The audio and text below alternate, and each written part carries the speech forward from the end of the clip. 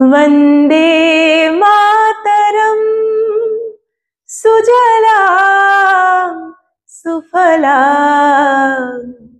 मलयज शीतला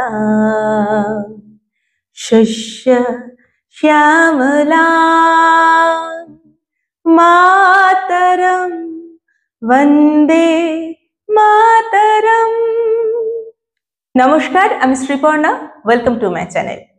আজকে কোনো demo class নয়, বরং আলোচনা করব খুব সাম্প্রতিক একটি ঘটনা নিয়ে। অর্থাৎ এই যে গত 7ই নভেম্বর আমাদের ভারতবর্ষের একটি গর্বের গান বন্দে মাতরম, এটির সার্ধশতবর্ষ বা 150 বছর পূর্তি উপলক্ষে যে অনুষ্ঠানটি হলো, সুতরাং এই গানটি সম্পর্কে কিছু তথ্য জেনে রাখা যে কোনো ভারতীয় নাগরিকদের জন্য তথা বাংলার নাগরিকদের জন্য এবং বিশেষ করে আমাদের যে সমাজ গড়ার কারিগর অর্থাৎ আপনারা ভাবী শিক্ষক শিক্ষিকারা, তাদের জন্য জানা অত্যন্ত প্রয়োজনীয়।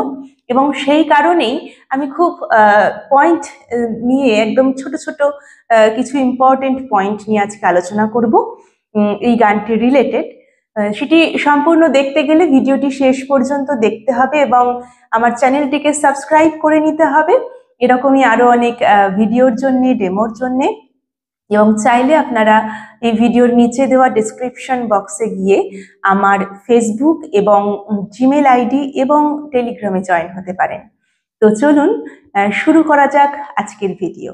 সবার প্রথমে বলবো, এই যে বন্দে মাতরম গানটি, এটি 1875 সালে আমাদের সাহিত্য সম্রাট বঙ্কিমচন্দ্র চট্টোপাধ্যায় মশাই চুঁচুড়ার, হুগলির চুঁচুড়ার বন্দে মাতরম ভবনে, এখন ওটির নাম দেওয়া হয়েছে বন্দে মাতরম ভবন, চুঁচুড়ার জোড়াঘাটের পাশেই জায়গাটি, এবং সেই ভবনে বসে নেহাতি একটি তার পত্রিকা বঙ্গদর্শন তার নাম, সেই পত্রিকাতে নেহাতি একটি খালি পৃষ্ঠাকে ভরাট করার উদ্দেশ্যে সংস্কৃত ভাষায় ওই 7ই নভেম্বর লিখেছিলেন গানটি। এরপর 1882 সালের 15ই ডিসেম্বর তার বিখ্যাত উপন্যাস আনন্দমঠে এই গানটি প্রথম স্থান পায় বা বলা যায় প্রথম একটি প্রকাশ পায়। 1937 সালে এই গানটির মধ্যে থাকা দুটি লাইন রবীন্দ্রনাথ ঠাকুরের মধ্যস্থতায় বাদ দিয়ে দেওয়া হয় সাম্প্রদায়িক বিবাদের নিষ্পত্তির জন্য।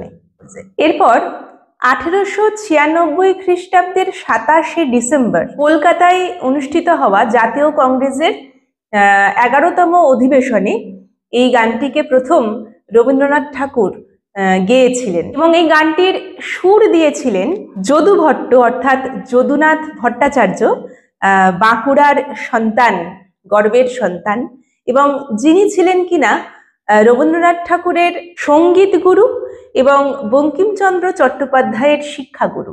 বর্তমানে এই গানটি আমাদের ভারতবর্ষের রাষ্ট্রীয় গান বা জাতীয় গান, অর্থাৎ ন্যাশনাল সং।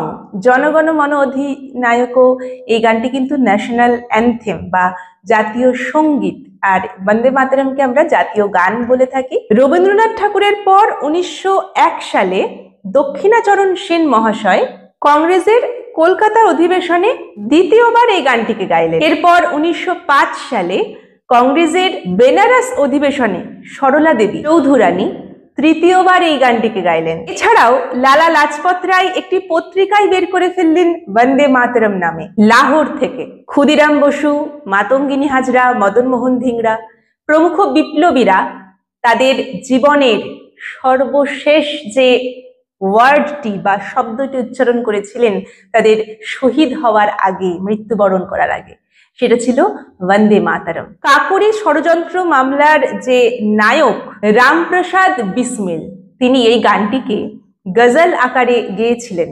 নরেশচন্দ্র সেনগুপ্ত এই গানটিকে ইংরেজিতে অনুবাদ করা শুরু করেন এবং সেটির নাম দেন দি অ্যাবে অফ ব্লিস, এবং এই ইংরেজি অনুবাদটি শেষ করেন বা সমাপ্তি করেন বা একটা রূপ দেন, সর্বশেষ রূপ দেন অরবিন্দ ঘোষ 1909 সালে, এবং সেটিকে একটি পত্রিকাটির নাম হলো কর্মযোগিনী পত্রিকা, সেখানে তিনি সেটিকে এই ইংরেজি আকারে প্রকাশ করেন।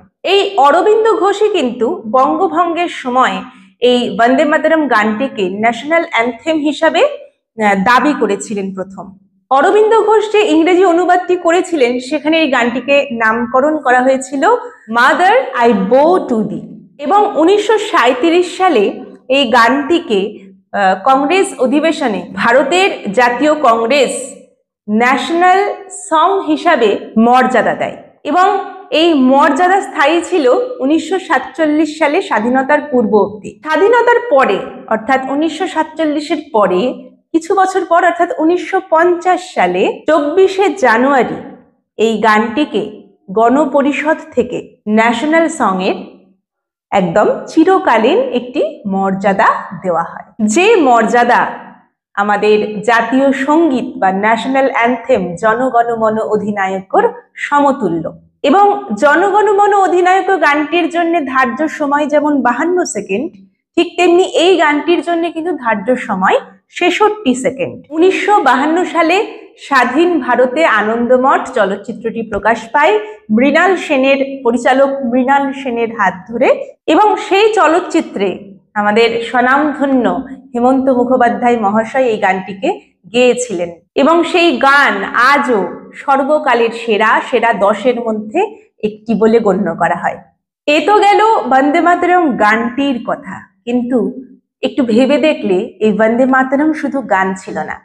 1905 সালে এটি হয়ে গেছিল একটি জাতীয় স্লোগান, যা আমাদের ভারতবর্ষের স্বাধীনতা সংগ্রামীদের মুখে মুখে উচ্চারিত হতো জয়ধ্বনি আকারে, এবং ব্রিটিশ সরকার যেটির উপর কড়া নিষেধাজ্ঞা দিয়েছিলেন, এবং এই নিষেধাজ্ঞা না মানার কারণে বহু মানুষকে কারারুদ্ধ করা হয়, আঘাত করা হয়, আহত করা হয়, নিহত করা হয়। 1907 সালে অর্থাৎ স্বাধীনতার পূর্বে বার্লিনে ভিখাজি কামা প্রথম আমাদের ভারতবর্ষের যে পতাকাটি উত্তোলন করেছিলেন, তো সেই পতাকার একদম মাঝ বরাবর দেবনাগরী অক্ষরে লেখা ছিল বন্দে মাতরম, এবং তার উপরে 8টি পদ্ম ফুলের ছবি, এবং নিচে একদিকে একটি সূর্য এবং অন্যদিকে একটি চন্দ্র। তো এই যে প্রথম পতাকা, সেখানেও দেখুন এই বন্দে মাতরম শব্দটির কিন্তু একটি মাহাত্ম্য রয়েছে। তো ওভারঅল যদি আমি দেখি, খুব নেহাতি নিছকই একটি পাতা ভরানোর উদ্দেশ্যে বঙ্কিমচন্দ্র চট্টোপাধ্যায়ের লেখা এই বন্দে মাতরম গানটির প্রথম অক্ষর এই বন্দে মাতরম, এ নেহাত গান নয়, এ ছিল জাতীয় স্লোগান, এ ছিল রক্তে টগবগিয়ে ফুটে ওঠা শব্দ, যা আজও আমাদের ভারতবর্ষের গর্ব। আমরা যে কোনো দিবস পালনে, যে কোনো জাতীয় দিবস পালনে আমরা কিন্তু পতাকা উত্তোলনের সঙ্গে সঙ্গে এই বন্দে মাতরম শব্দটিকে বারবার উচ্চারণ করি, এবং আমাদের চারিদিক মুখরিত হয়ে ওঠে। আমরা খুব গর্ববোধ করি ভারতীয় হিসাবে। তো আজকের ভিডিওটি এটুকুই ছিল। আমি জানি না কতটুকু হেল্প হলো আপনাদের বা কতটুকু জানাতে পারলাম, তবু আমার মনে হয় এইটুকু তথ্য আপনাদের জানা উচিত, কারণ এই গত 7ই নভেম্বর 2025 সালে আমাদের এই বন্দে মাতরম গানটির সার্ধশতবর্ষ পেরোলো বা 150 বছর পার করলো, এবং এই গান চিরকাল চিরস্মরণীয় হয়ে থাকবে, গৌরবময় হয়ে থাকবে, এবং সবশেষে বলবো বন্দে মাতরম, জয় হিন্দ।